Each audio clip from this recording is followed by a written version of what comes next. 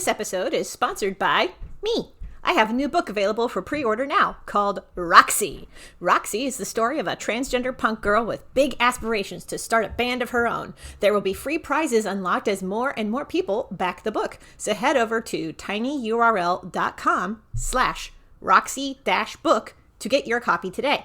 That's tinyurl.com/Roxy-book. There will also be a link in the description. You have until May 7th to claim your copy, so get right to it.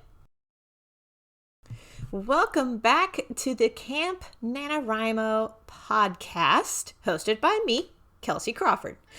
This is not about Camp NaNoWriMo as an organization. This is just my updates on how Camp NaNoWriMo is going for me, which is to say, slowly.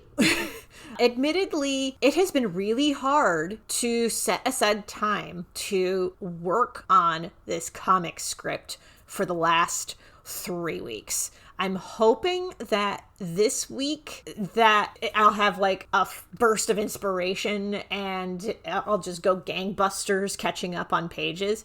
I don't think I'm going to finish this draft by the end of the month. I really don't think so. Not unless something happens by some kind of miracle. That said, I do not regret starting this project. I do somewhat regret not setting aside more time to work on it. However, April turned into a surprisingly busy month for me.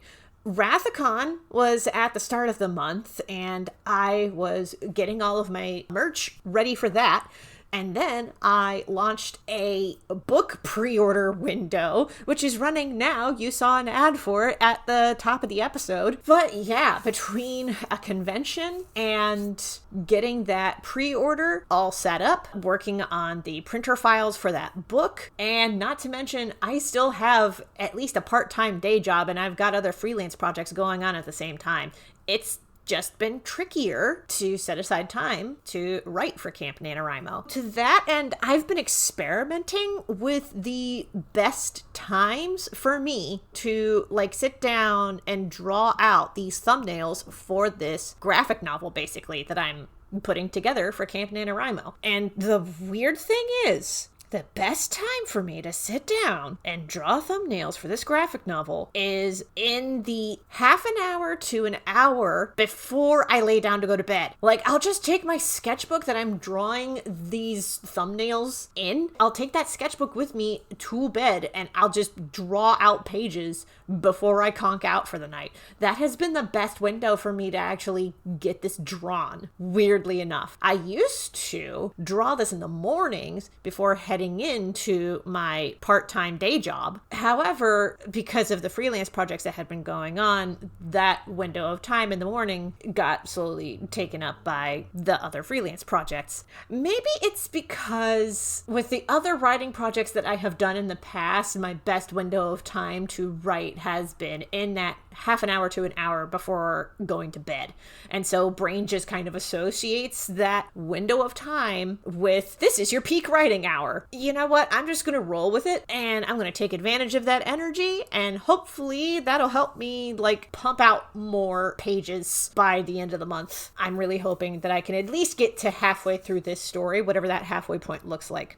The surprising thing about this rewrite process is that, for the most part, I'm hitting the same story beats as in the first draft. I thought this was going to be a total and complete rewrite. No, for the most part, the story beats have been hitting the same. The things that have changed are character dialogues and the particulars of what it is that they say, which I'm not too surprised about that because in the original draft of the story, again, I had looked it over and I was like, oh my God, why was I in such a rush to tell this story? Like, I'm telling character motivations out loud that would normally not be revealed until shortly after the halfway point, and yet I'm just blurting it out in chapter 2.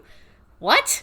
So part of the editing process has been just shifting those dialogue points around. With that said, rewriting the dialogue for this second draft has been super helpful. I don't think that having that first draft present would be a wall or a hurdle for me to go over. I'm actually not really referencing the first draft all that much in this rewrite. I read it over once, like recently, within the last month, and then I went, nope, and I just started drawing out the new graphic novel thumbnails, and I've been doing it that way. I have not looked at that original draft since that first read through nearly a month ago. You know what, though? I'm not terribly offended by that. Again, the initial draft was just a mess. So I'm really glad that I can rewrite everything now. I am having fun with this. I am having fun with the rewriting process. Like, there are some character interactions that I'm like, okay, I dig this. And then there's one character who got a complete overhaul in attitude. The character in question, their name is Seamus. And Seamus, in the original draft, was male. But in this rewrite, I'm making them non-binary. There will be scenarios where Seamus presents as male in one setting and female in another setting, and that's somewhat plot relevant given some of the settings in this story. So making Seamus non-binary just made more sense from like a plot standpoint.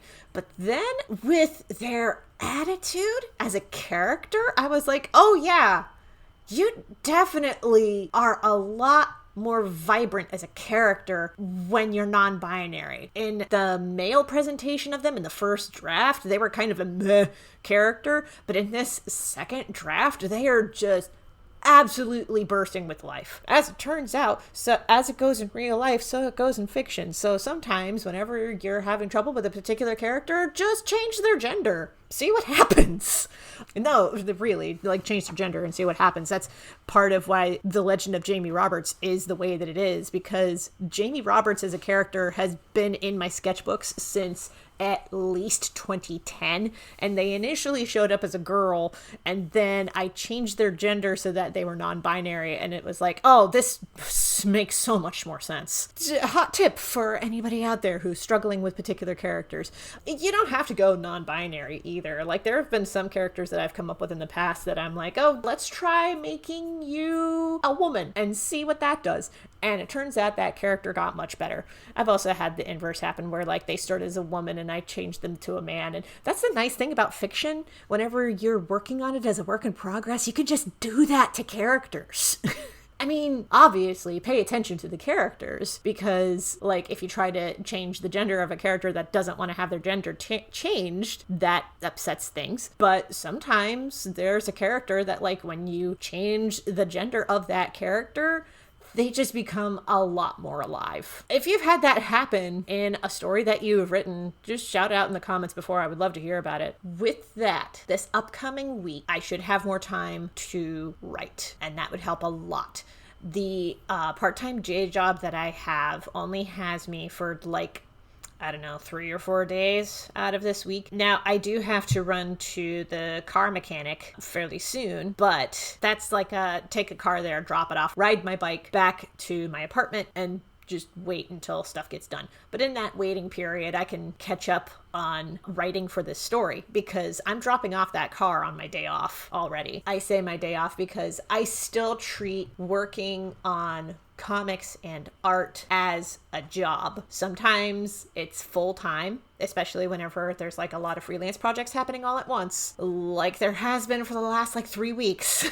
And then there are some clients that will be like really lax with their deadlines until you talk with them, and then they're like, oh yeah, we definitely need this by the end of the month. And it's like, well, yeah, I really wish you would have told me that sooner, but what are you gonna do? Do your best, I suppose. There's just been a lot. I'm doing my best with what I've got and the energy that I have. I'm not gonna beat myself up too bad for not reaching a finished second draft by the end of the month. What I will do is celebrate whatever win I get at the end of April 30th. And whenever that happens, I will keep you posted about it. Will I keep writing this story after April 30th? Probably. I'll do my best to. I had told myself in National Novel Writing Month back in November that I would do that with the story that I was working on then, because that story that I was working on, I did not get that draft done by the end of the month. I was very close to the end. And then I just told myself, oh, I'll just keep going and finish it up in like December. And then I did not do it. I'm hoping maybe this Camp NaNoWriMo after April 30th, that does not happen because not finishing a draft is actually unusual for me. I have finished my drafts before. I have finished stories. It's just an unusual move for me to not finish a draft of a story. Fingers crossed. I'm hoping for the best. That's all I've got for now. To check out some of the stuff that I do, including my webcomics, you can go to my website, kelseydcrawford.com. That's KELCID, as in dog, Crawford.com. There will also be a link in the description. Also, quick update, because we are approaching the end of April. I do live streams. I just paused them for April because in April I was working on my Camp NaNoWriMo projects. That was why I paused doing live streams. I'm going to be resuming them. With that said, there will be some weekends in May that I will not be live streaming on Saturday. So just pay attention on Instagram, Ko-fi, and Patreon in regards to my streaming schedule, because those platforms are where I post my streaming schedules. That's all I've got. Thanks for listening. And also just be sure to subscribe and hit that notification bell so that when I resume live streaming, you can catch me on the next live stream. I will be announcing that on Instagram, Ko-fi, and Patreon when the time comes. Links for all of those are going to be in the description. Thank you all so much for listening. You are awesome.